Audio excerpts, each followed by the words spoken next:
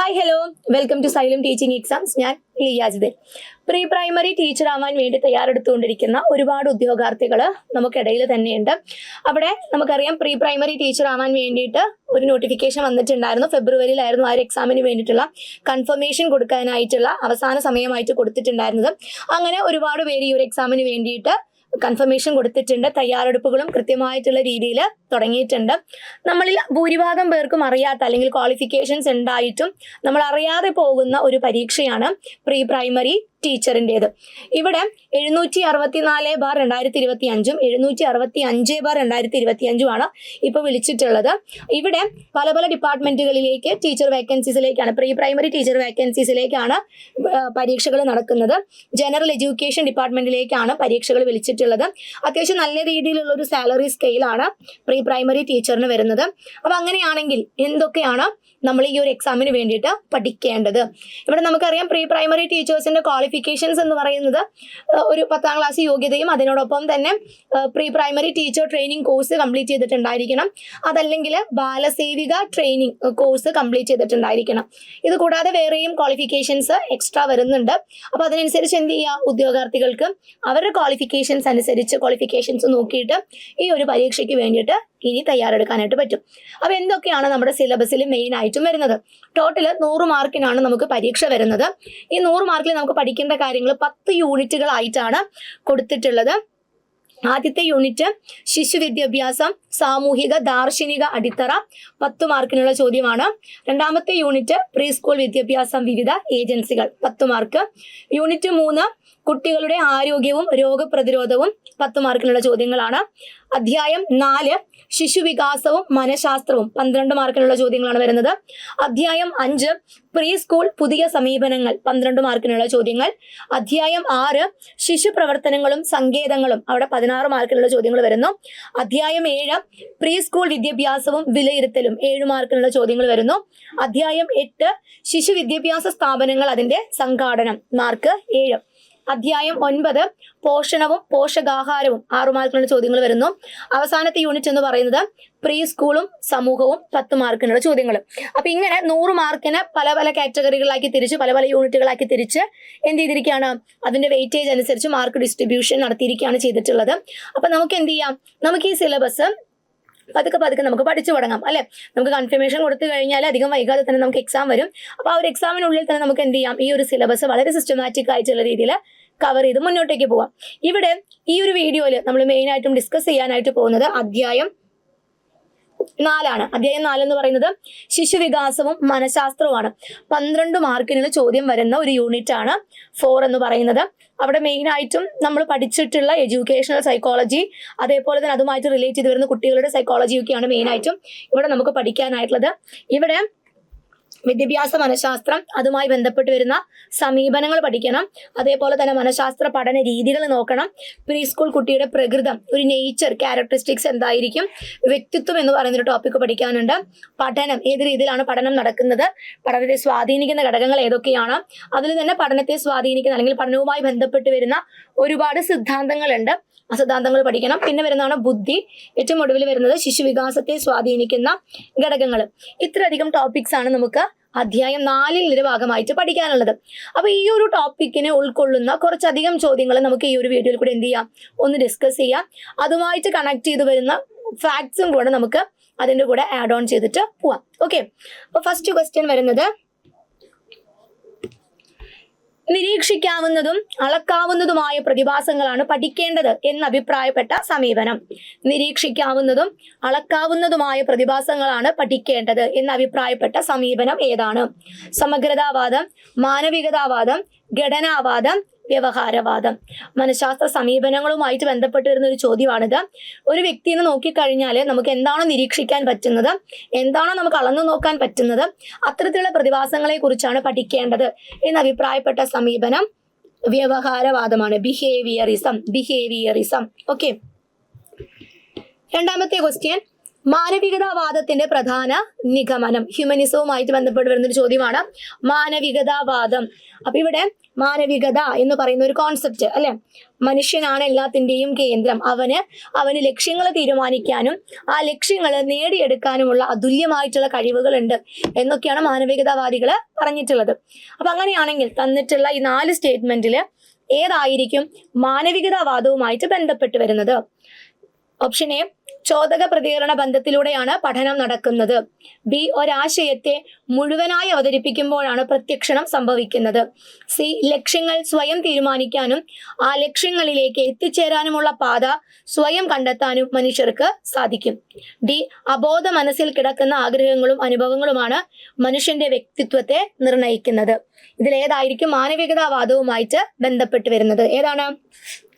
Option C ആണ് അല്ലെ. എന്താണ് ഒരു മനുഷ്യന്റെ ലക്ഷ്യം? അത് അവന് സ്വയം തീരുമാനിക്കാൻ പറ്റും. എൻ്റെ കഴിവുകേടുകളൊക്കെ നോക്കി എൻ്റെ ലക്ഷ്യം എന്താണെന്ന് തീരുമാനിക്കാൻ എനിക്ക് പറ്റും. ആ ലക്ഷ്യം നേടിയെടുക്കാനായിട്ടുള്ള വഴി എന്താണെന്ന് കണ്ടുപിടിക്കാനും എനിക്ക് സാധിക്കും. നെക്സ്റ്റ് ക്വസ്റ്റ്യൻ, പിയാഷെ, ബ്രൂണർ, ഒസുബെൽ, ലെവിൻ തുടങ്ങിയവർ മുന്നോട്ട് വെച്ച സമീപനം. 4 പേരുടെ പേരുകൾ തന്നിട്ട് ഇവർ മുന്നോട്ട് വെച്ചിട്ടുള്ള സമീപനം ഏതാണ്? ആരുടെയൊക്കെ പേരാണ് പറഞ്ഞിട്ടുള്ളത്? പിയാഷെ, ബ്രൂണർ, ഒസുബെൽ, ലെവിൻ. ഏതാണ്? വ്യവഹാരവാദമാണോ, മാനസിക അപഗ്രഥനമാണോ, മാനവികതാവാദമാണോ, ജ്ഞാനനിർമ്മിതിവാദമാണോ? ഏതാണ് കറക്റ്റ് ആൻസർ? ജ്ഞാനനിർമ്മിതിവാദം അല്ലെ. ബിഹേവിയറിസം അല്ലെങ്കിൽ വ്യവഹാരവാദം എന്ന് പറയുമ്പോൾ നമ്മൾ അവിടെ പരിചയപ്പെടുന്നത് പാവുലോ, സ്കിന്നർ, തൊണ്ടേക്ക്, വാട്സൺ, ഹൾ തുടങ്ങിയിട്ടുള്ള ആളുകളെ പരിചയപ്പെടുന്നത്. മാനസിക അപഗ്രഥനം, സൈക്കോ അനാലിസിസ് എന്ന് പറയുമ്പോൾ അവിടെ സിഗ്മണ്ട് ഫ്രോയിഡിന്റെ കോൺസെപ്റ്റ് ആണ് വരുന്നത്. മാനവികതാവാദം എന്ന് പറയുമ്പോൾ അവിടെ എബ്രഹാം മാസ്ലോയും അതേപോലെ തന്നെ കാൾ റോജേഴ്സുമാണ് വരുന്നത് കേട്ടോ. ഓരോ സമീപനങ്ങളും അതാരാണ് മുന്നോട്ട് വെച്ചിട്ടുള്ളത് എന്നുള്ള കാര്യവും പഠിക്കാം. അടുത്ത ക്വസ്റ്റ്യൻ, ജ്ഞാനനിർമ്മിതിവാദത്തിന്റെ നൂതന വിഭാഗം ഏതാണ്? വ്യവഹാരവാദം, മാനസിക അപഗ്രഥനം, മാനവികതാവാദം, സാമൂഹ്യ ജ്ഞാന നിർമ്മിതിവാദം. കൊഗ്നിറ്റീവ് അപ്രോച്ചിന്റെ തന്നെ ഒരു അപ്ഡേറ്റഡ് വേർഷൻ, അല്ലെങ്കിൽ കുട്ടികൾക്ക് അറിവുകൾ നിർമ്മിക്കാനായിട്ടുള്ള കഴിവുണ്ട്, അതിന്റെ കൂട്ടത്തിൽ കുറച്ചും കൂടി കാര്യങ്ങൾ കൂട്ടിച്ചേർത്തിട്ടുള്ള ഒരു സമീപനം ഏതാണ്?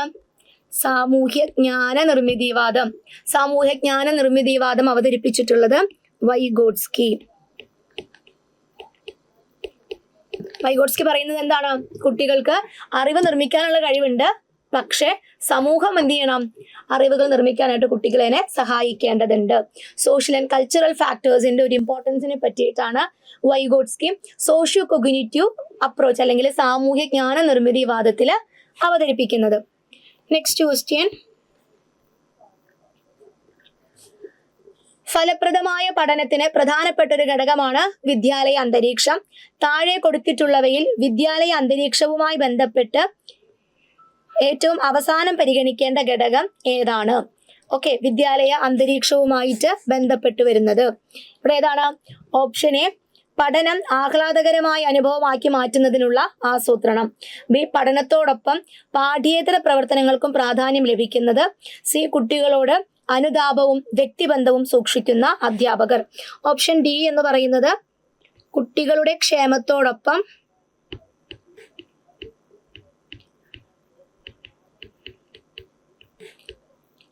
അധ്യാപകരുടെ ക്ഷേമം കൂടി പരിഗണിക്കുന്നത്.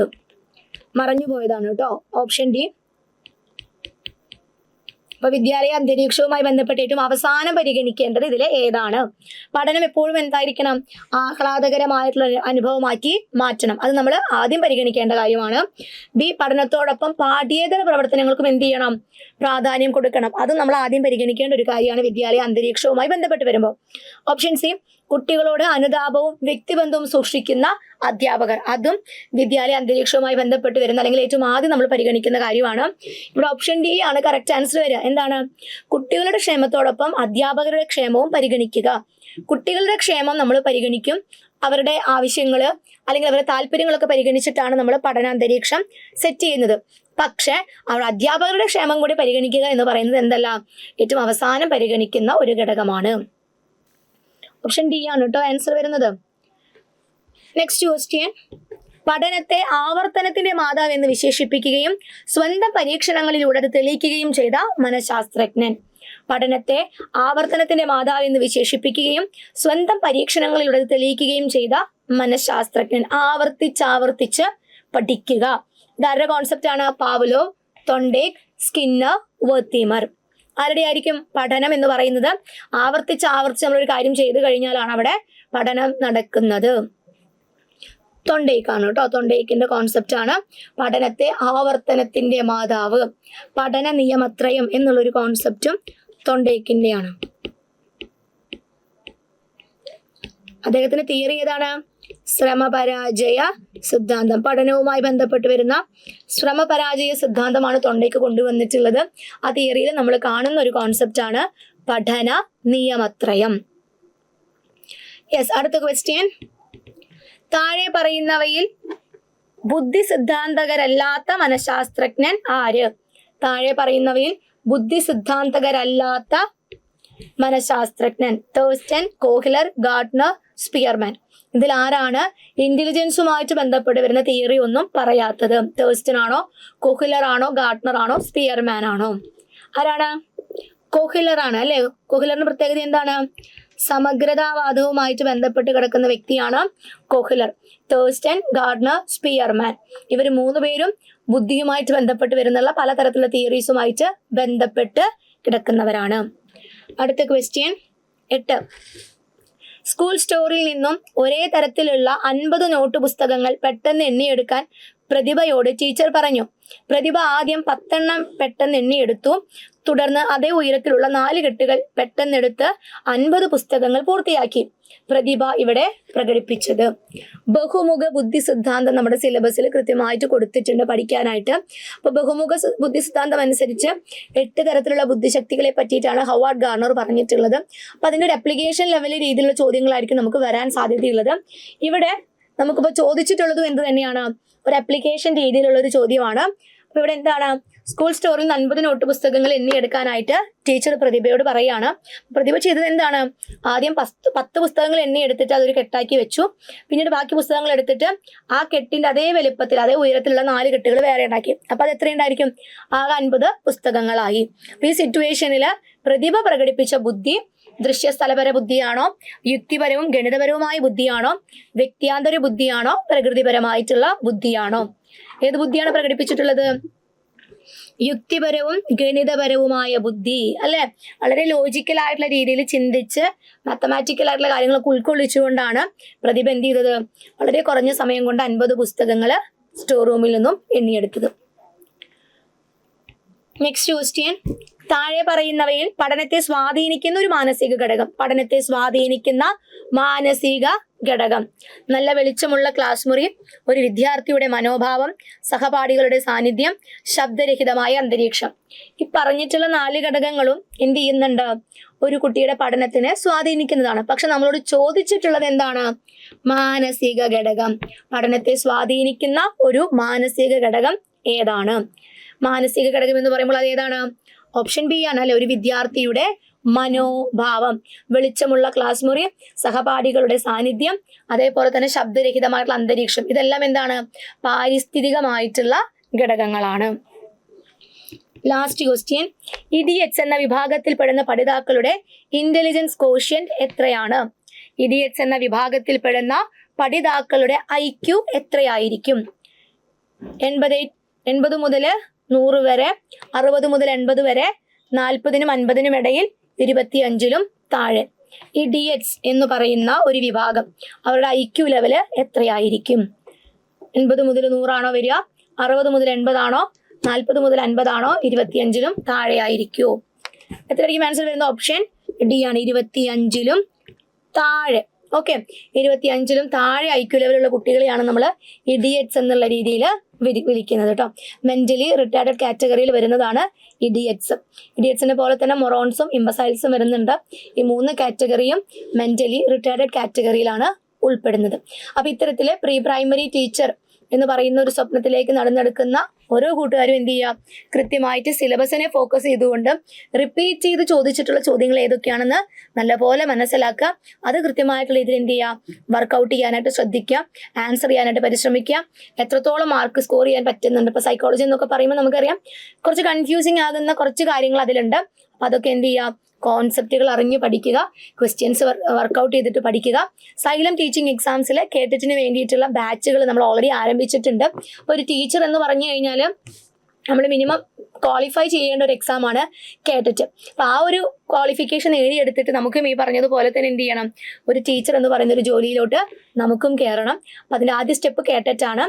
അപ്പോൾ കേട്ടറ്റിന് വേണ്ടിയിട്ടുള്ള നമ്മുടെ ബാച്ചുകൾ നമ്മൾ ആരംഭിച്ചിട്ടുണ്ട്. കേട്ടറ്റ് കാറ്റഗറി 1-നും കേട്ടറ്റ് കാറ്റഗറി 2-നും കേട്ടറ്റ് കാറ്റഗറി 3-ക്കുമാണ് നമ്മൾ കോഴ്സുകൾ പ്രൊവൈഡ് ചെയ്യുന്നത്.